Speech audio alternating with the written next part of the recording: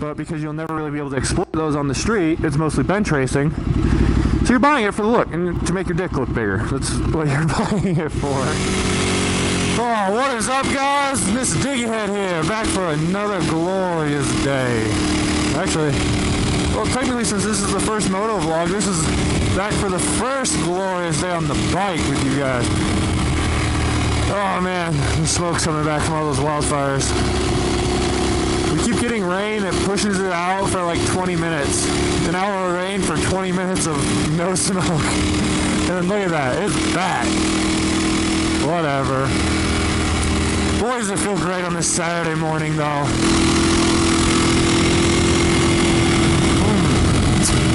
But, so anyway, I went over to the local Ducati dealership around, well, all of Utah actually. I think there's only one that sells Ducati as far as I've Googled and seen. That's Harrison Eurosports. And there's only really one salesman down there as far as I can tell, and this manager and some other people.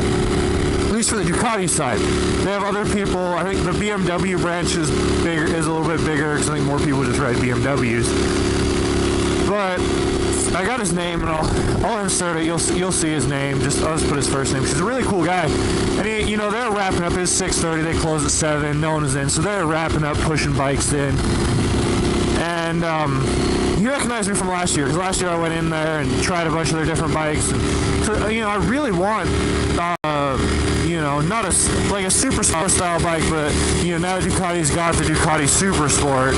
You know what I mean? A super bike, I guess, is the best. That's the best word to put it.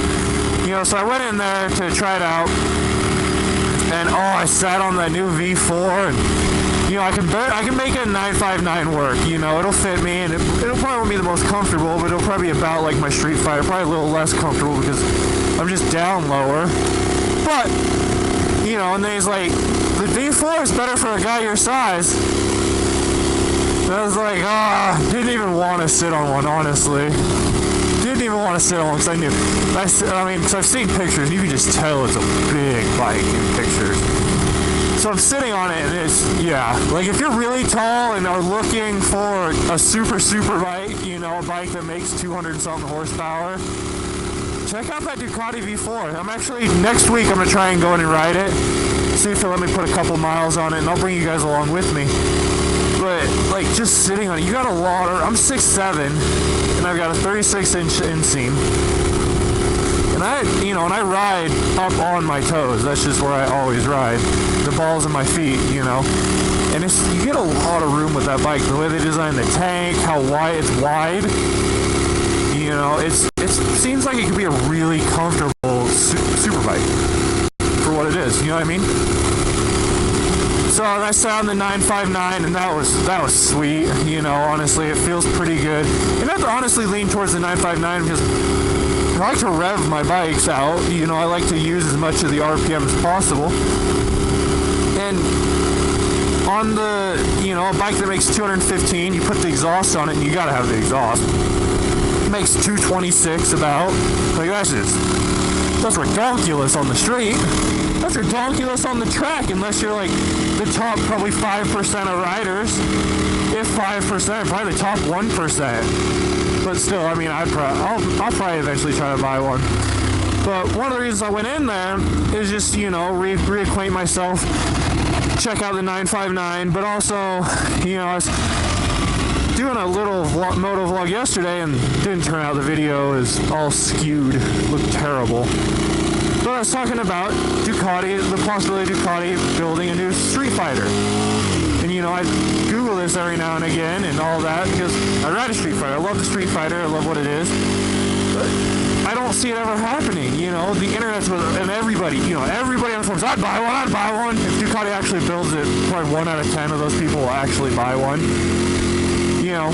But I saw one of the latest renderings of the new Streetfighter based on, as far as I know, it was based on the V4 chassis. And it didn't look good, the chassis, the frame and all that, it just wasn't made to look pretty. It was made to function and be covered up by a fairing that looked pretty. That's just what it was. Those would be fun. And so, it just didn't look pretty. And so I was thinking about it and talking about it. Ducati, the original Streetfighter didn't sell very well as it is. that's one of the reasons they have the Monster. I don't personally like the Monster. I don't like the way you sit in it. It's just you don't feel like you're in that slightly aggressive position to where you feel like you can really tackle some stuff. But you're also sat back, but you still crush your nuts on the tank. Like, I'm supposed to be in a pretty upright position, but I'm still getting my nuts slammed into the tank. And that's not cool. That's not cool at all. So,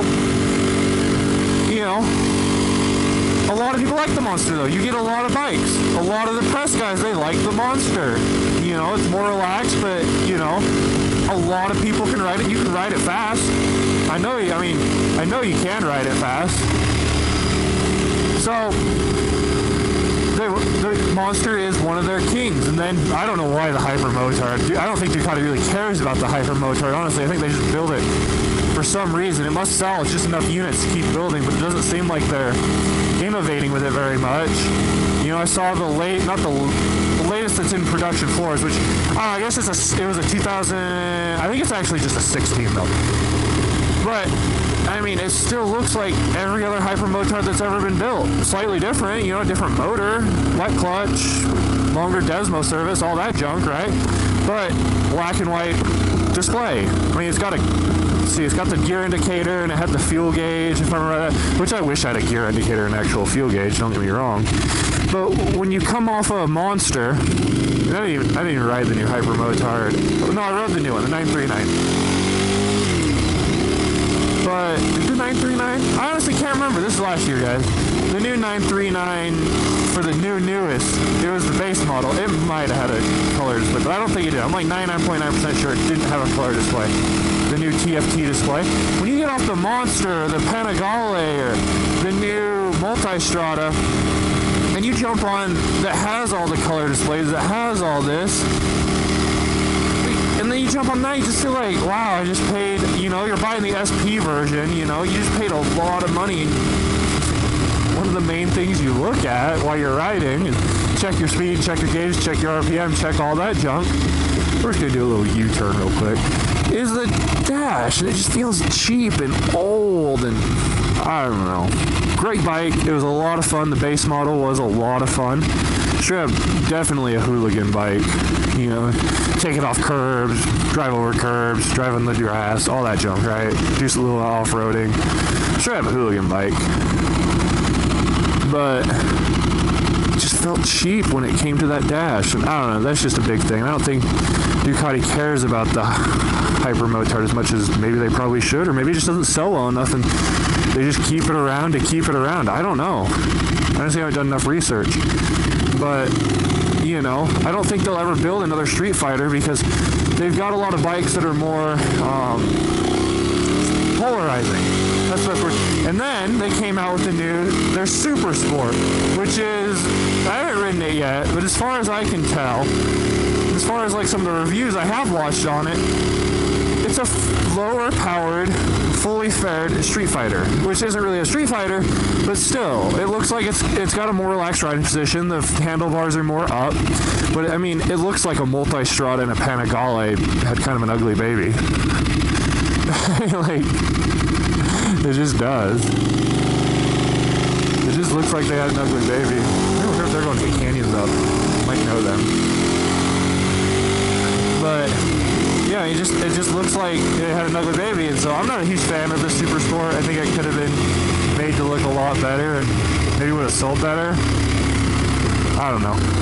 But yeah, I think that's one of the main reasons they won't build a new Streetfighter. As much as it'd be awesome, if you want a new Streetfighter based off the new chassis, you're going to need to build it yourself.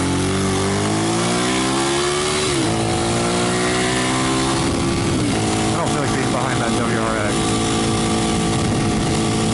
Yeah, you're going to need to build it yourself. And it's just the way it is.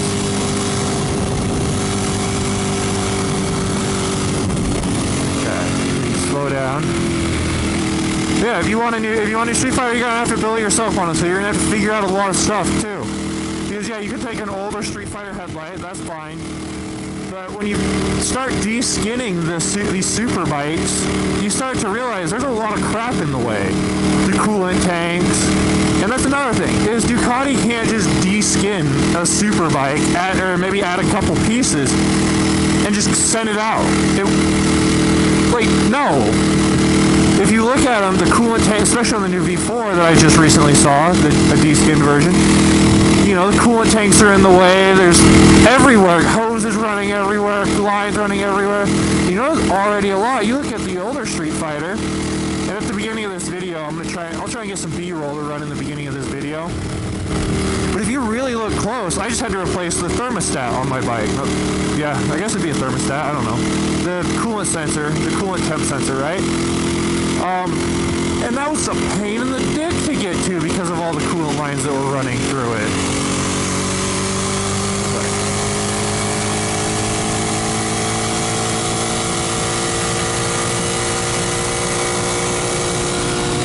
Yeah, that was an absolute pain in the dick to get to. And that was a pretty simple job. So, I mean, the V4's got more going on. I mean, you could argue for the 1299, but I don't know if the 1299 will do anything anymore, honestly. I know they bumped up the Multistrada's engine displacement. Oops. Watch me have just, like, messed up my camera angle right there, guys. I felt like there was a giant bug or something on my arm. So I look over and slam my camera into my shoulder.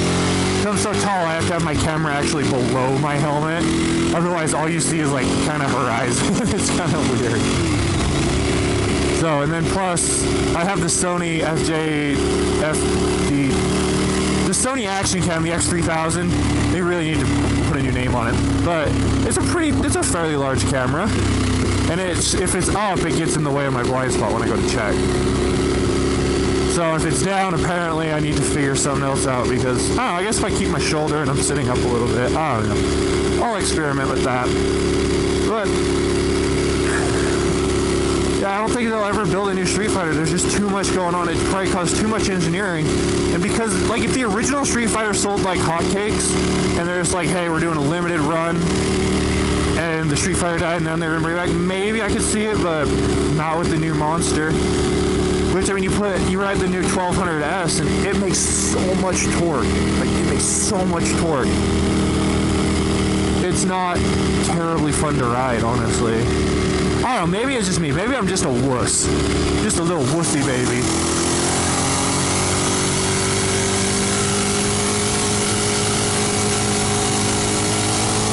Maybe I'm just a little wussy baby. When I did the test ride, it was a short one. I was like, I don't want to ride this thing out at all. It's got new tires on it still.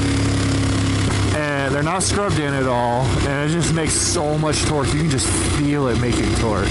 And just wanting to pull that front wheel up at any moment. I mean, the same thing for the new Superbikes. They do the same thing. The 959 to a way lesser extent. And the new V4, the 1299 does it. The V4, you know, all of them do it. They make so much power that all that torque is just a simple byproduct of it. Just go ahead and just pull over here for a second. I want to run these corners, but I need people to, you know, not be there. But that's why I don't think they'll ever make a new Streetfighter. As much as the internet forums want to say, as much as many internet renderings come out, they'll never make one. I don't think it didn't. Damn it! I gotta wait for this car and truck. It didn't sell very well the first time, and it won't. Even if they make a new one, I don't think it'll sell very well the next time. As many people want to dream about it and think, "Oh yeah, I'd love that." They either want, like, if you're on the street and you buy a super bike, it's either because you like to ride a little more aggressive, but odds are, or you want to go to the track. You really want to go to the track. But odds are, for most people, they'll never see a track. They'll never see any of that. So people are buying it for the look. You're buying it because it's a sexy bike. You know, you like the performance numbers of it. But because you'll never really be able to exploit those on the street, it's mostly bench racing. So you're buying it for the look and to make your dick look bigger. That's what you're buying it for. I mean, don't even, like, that's just really it.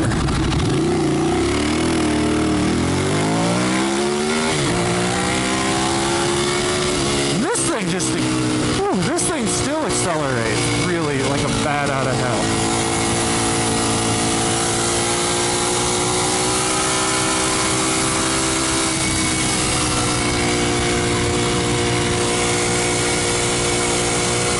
Yeah, I messed up that turn really bad.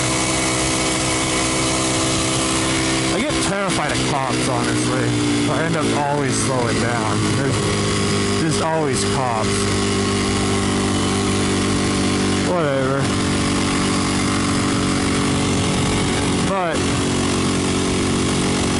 you know, only imagine, like, this thing just took me to a higher speed with some quickness. Like, and I wasn't even at full throttle. Can you imagine, like,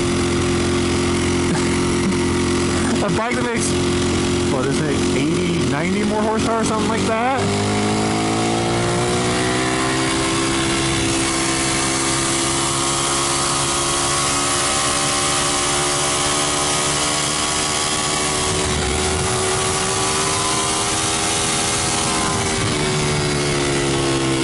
Slam those throttle bodies shut. So that's where I'm gonna leave you guys. You know, Mr. Diggy Head out there. I don't think they'll ever build another Streetfighter. Let's keep hoping, and maybe someone will build one in their garage and put all the engineering in to hide all the crap that doesn't need to be seen. I know I'd like to one day. Mr. Diggy Head out.